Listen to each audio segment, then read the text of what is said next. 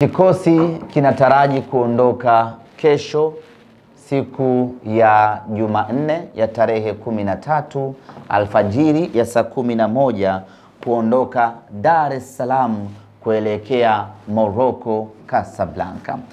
Ni safari ya masaa 7 kutoka Dar es Salaam mpaka Casablanca Morocco, na itakuwa ni safari ya moja kwa moja kutoka uwanja wa ndege wa Julius Nyerere.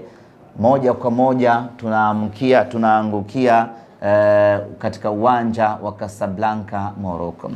Tutakaa Casablanca kwa siku kadhaa kuanzia kesho tarehe 13, tarehe 14 na tarehe 15, tukifanya mazoezi pale katika mji wa Casablanca.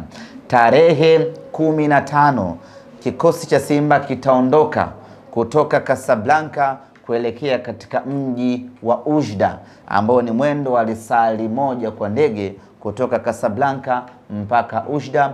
Tutaelekea hapo, tutafika Ujda, tutakaa kwa muda wa siku 2 kwa maana ya 15 na 16. Tarehe 17 tutakwenda Berkane kwenda kucheza mchezo wetu dhidi ya wapinzani wetu. Kutoka Ujda mpaka Berkane ni mwendo wa nusu saa kwa basi. Kwa hiyo unaweza ukaenda ukacheza mchezo wako ukarudi.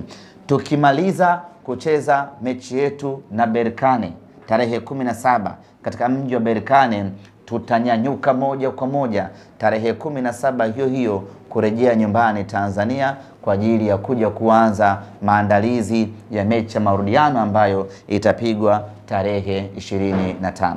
Usafiri wetu wa kutoka hapa kwenda kumfuata mpinzani wetu umekuwa mwepesi sana safari hii kwa sababu ya msaada mkubwa ambao tumeupata kutoka serikalini baada ya Rais wa Jamhuri ya Muungano wa Tanzania Mama Samia Suluhu Hassan kutupatia ndege ya bure ya kutupeleka Morocco, kutusubiri na kuturudisha tena Tanzania kuja kuendelea na mambo mengine.